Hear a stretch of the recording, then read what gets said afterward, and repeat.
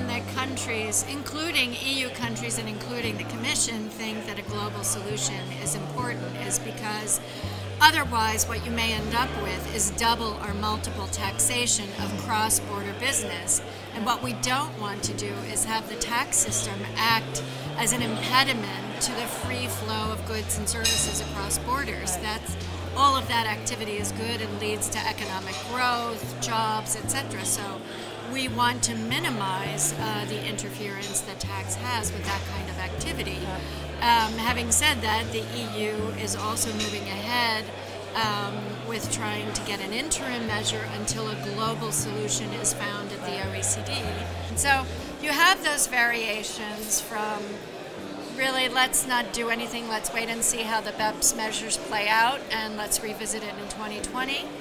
You have those who say, no, let's start looking at the broader issues, but not limited to anything called digital, and others who focus on the user contribution and the whole data issue. Right. And how close are we to a solution, do you think, at the OECD level? Well, I think having just issued an interim report in March 2019, right. 18, we are not at a solution yet, but what has been very useful has been the analysis we have done of the different business models. So what are the business models we're trying to apply tax rules to? Yeah. We also have to think ahead about what are the future business models, because we don't want rules that are good for 5 years and then we have to right. start over again. Yeah. So we are doing careful analysis to try and look at various approaches that have been suggested, do more in-depth analysis, and then move ahead. So we are aiming for a final solution in 2020, right. But we'll keep everybody posted with an update in 2019.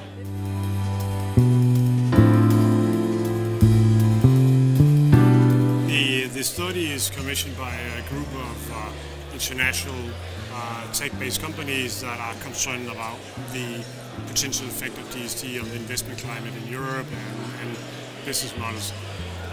Our main findings are essentially that the economic justification that the Commission put forward for the proposal is not really backed up by any of the evidence in the report. Well, there's a lot of evidence that actually suggests something else.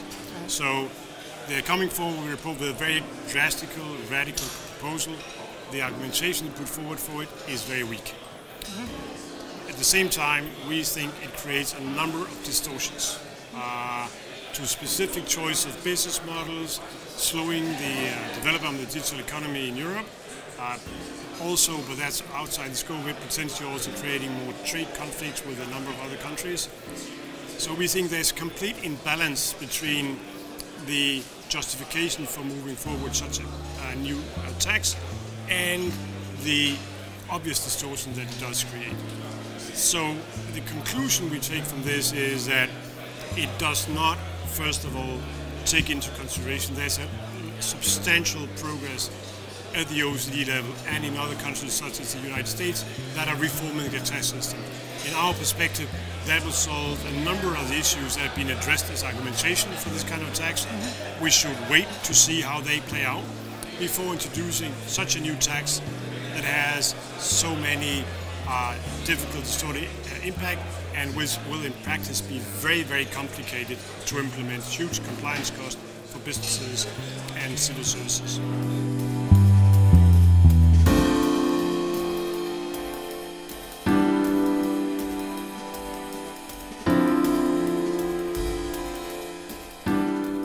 There's a lot of interest in whether there's going to be some developments, because we see a lot of heat now generated on issues such as tax avoidance and whether multinationals are paying their fair share. So one thing that's interesting to look at is how the court has been dealing with increased pressures in that regard. Have they really been changing their case law? At the moment, I don't think we really see it. I don't think we really see a lot of changes. They're still maintaining quite a hard line on what will be permitted as a derogation or a justification for imposing tax treatment disadvantageously cross-border. Right. and that applies in areas such as fiscal cohesion and balanced allocation. Balanced allocation, I think we even find a harder line being drawn than they've drawn before on what would be permitted. And the pressure is political pressure. That isn't responding to that level of political pressure, and if it is responding in a way where it's diminishing access to EU rights? And I don't think it is. I think it's maintaining its existing position, which is established over many years. Yeah. So I think on the one hand, it is clear to me, at least, what the policy agenda is of the European Commission. With one exception, I'll come to that.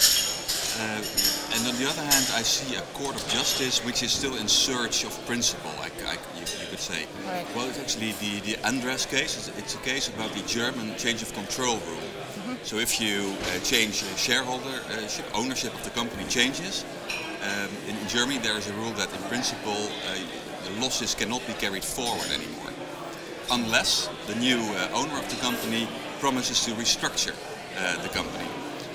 Well, the Commission has said that is unlawful state aid. It's restructuring aid, it's employment aid. And to me the Commission is clearly right here.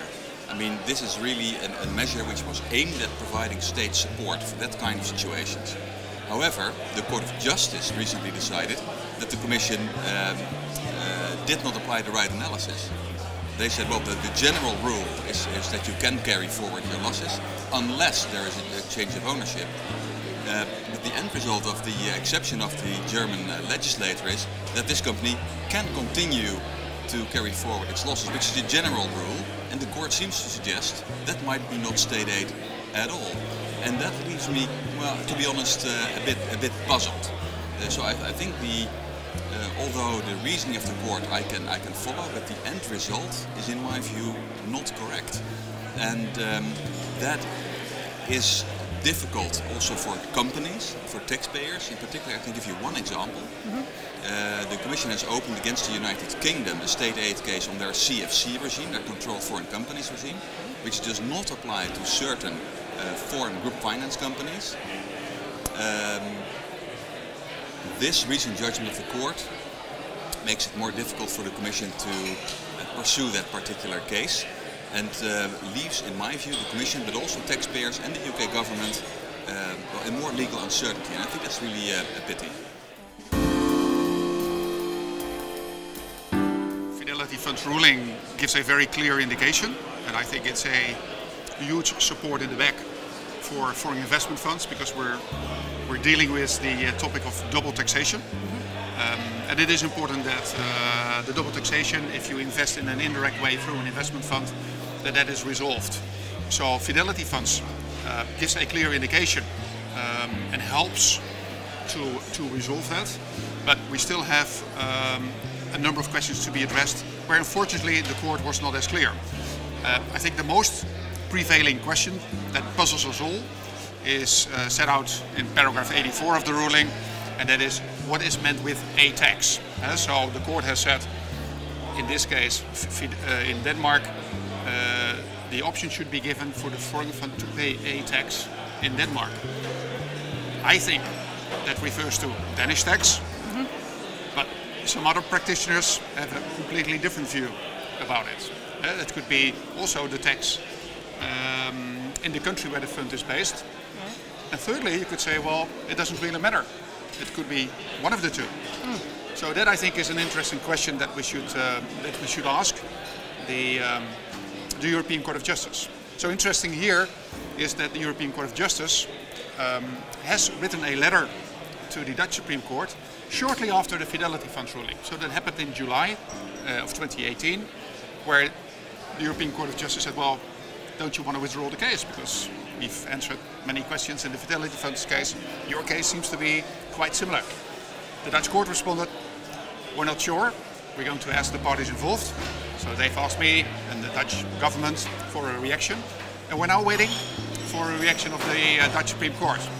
Will they stop the case, make a decision, or will they maybe add new questions and refer additional questions? Okay, so that's going to be interesting to follow. Really interesting, yeah.